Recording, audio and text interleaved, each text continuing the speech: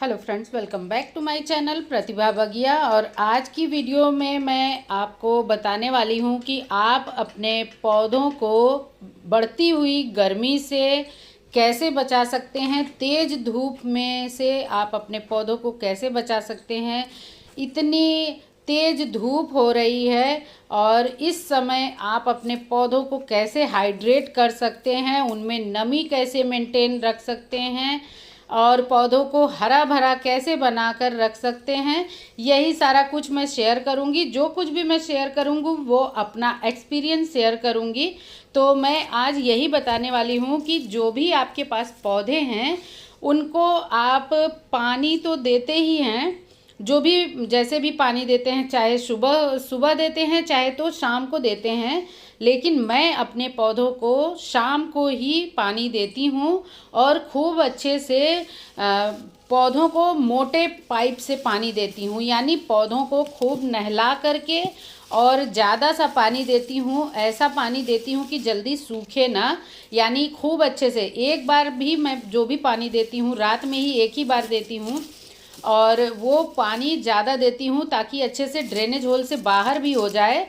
और मिट्टी मैंने ऐसी बनाई है जो कि खूब मुलायम मिट्टी है। इतनी अच्छी हार्वेस्टिंग, जो मूलियाँ वगैरह हैं इतना अच्छा हार्वेस्ट दे रही हैं। मिट्टी को मैंने खूब पोरस बनाया है। पोरस बनाने के लिए केवल खूब सारी खाद वगैरह ही नहीं, मिट्टी में बहुत सारा गार्बेज मिला करके ही मैंने भरा है। जो भी कंटेनर इतने बड़े बड़े से आप देख रहे हैं मेरे गार्डन में, तो मैंने ज़्यादातर बड़े ही कंटेनर रखे हैं। जो कि मुझे सब्जियां लगानी है तो सब्जियां तभी अच्छी होती हैं जब बड़े कंटेनर हों। इनको भरने के लिए केवल खाद और मिट्टी का ही यूज नहीं किया है मैंने, बहुत सारा गार्डन वेस्ट, किचन वेस्ट, जो कुछ भी अपने गार्डन से कटाई छटाई करती हूँ वो भी डालती हूँ।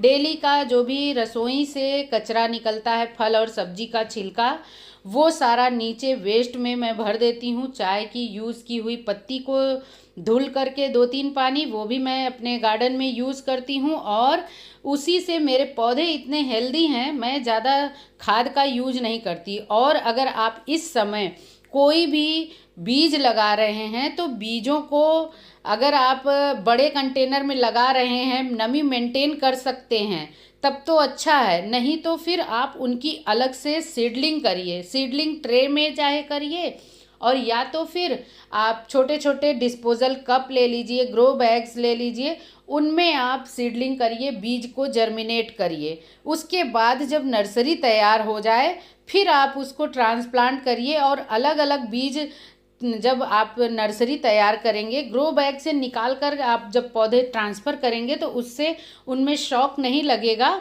और पौधों में नमी मेंटेन करने के लिए इतने सारे जो भी गार्बेज, जो भी गार्डन वेस्ट, किचन वेस्ट मैंने बताया है, इनको ज़रूर भरिए। इसको भरने से मिट्टी मॉइस्ट रहती है।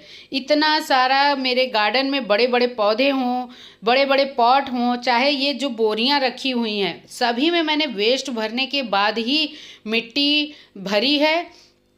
जब मैंने पहली बार मिट्टी बनाई थी तभी मैंने इसमें गोबर की खाद मिलाई थी। अब मैं गोबर की खाद नहीं मिलाती हूँ। बस जो भी गार्डन वेस्ट होता है, किचन वेस्ट होता है, चाय की पत्ती, मूंगफली के छिलके, जो कुछ भी मैं यूज करती हूँ सारा कुछ गार्बेज मैं इन्हीं पॉट में नीचे भर देती हूँ। और उसके बाद ऊपर मिट्टी में गोबर की खाद पहली बार जब मिलाई थी तभी बना करके मिलाई थी। अब जो मिट्टी निकलती है वो ऑलरेडी किचन वेस्ट वाली होती है। जब मिट्टी में खाद की मात्रा यानी इस तरह के वेस्ट की मात्रा ज़्यादा होगी तो मिट्टी ऑलरेडी मॉइस्चर युक्त रहती है। और जो भी गार्डन में छोटे छोटे जो पॉट हैं, अगर आपके पास शेड की व्यवस्था हो तो ठीक है, ग्रीन नेट है तो अच्छा है, नहीं है तो सारे छोटे छोटे पॉट को आप झुंड में रखिए। और जो बड़े बड़े परमानेंट प्लांटर्स हैं जिनमें जैसे गुड़हल, टिकोमा, गुलाब, ये सभी कुछ लगे हैं, तो इनको आप जो भी गमले की मिट्टी है, चाहे तो आप सूखे पत्तियां वगैरह से मॉइस्ट मंचिंग कर सकते हैं। और अगर आप मंचिंग मल्चिंग नहीं कर सकते हैं तो आप उनको बस उसमें जो भी लीफी वेजिटेबल्स वगैरह हैं उनको आप लगा सकते हैं। जब साइड साइड में लीफी वेजिटेबल्स वगैरह जर्मिनेट होती हैं तो वो भी एक तरह से मंचिंग का काम करती हैं। और जो सूखे पत्ते हैं, गत्ते हैं, इन सभी से आप मॉइस्चर मेंटेन रखिए। चाहे तो आप इनमें नारियल के छिलके को भिगो करके ऊपर से मंचिंग कर सकते हैं।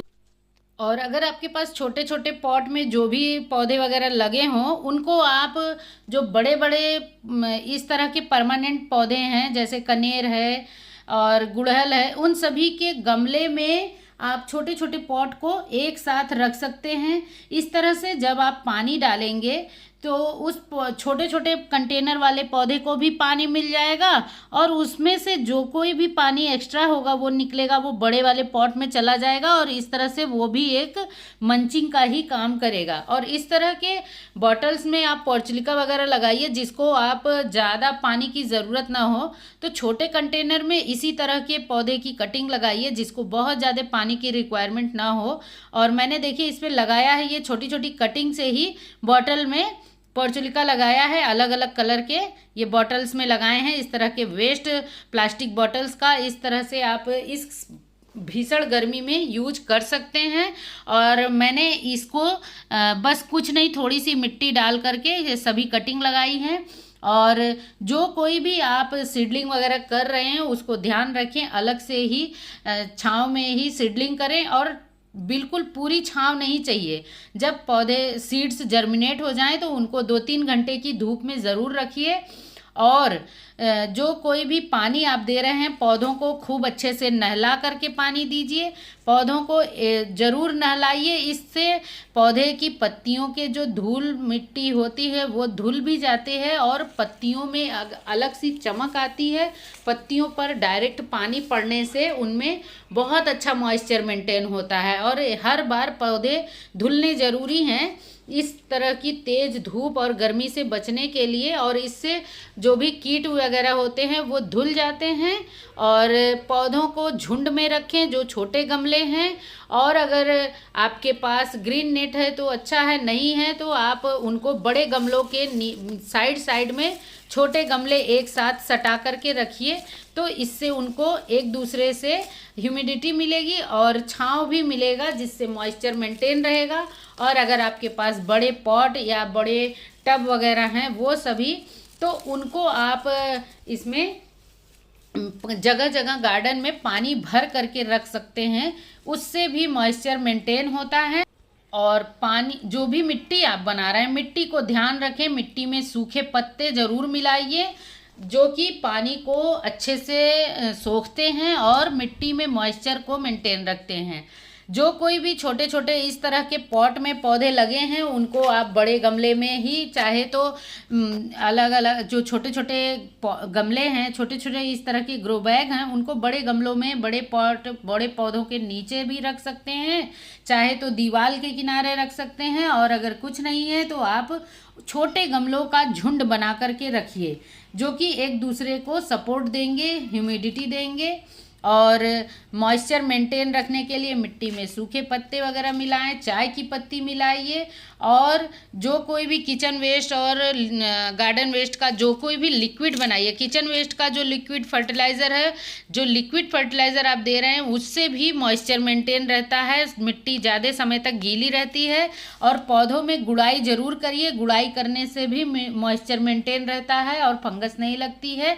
समय समय पर आप उनको लिक्विड खाद बदल बदल कर दीजिए और ठंडी खाद दीजिए। जैसे कि आप जो किचन वेस्ट का लिक्विड दे रहे हैं वो भी ठीक है, नहीं तो आप जो बेल वगैरह हैं, सीताफल बेल होता है, उसको भी घोल करके आप दे सकते हैं।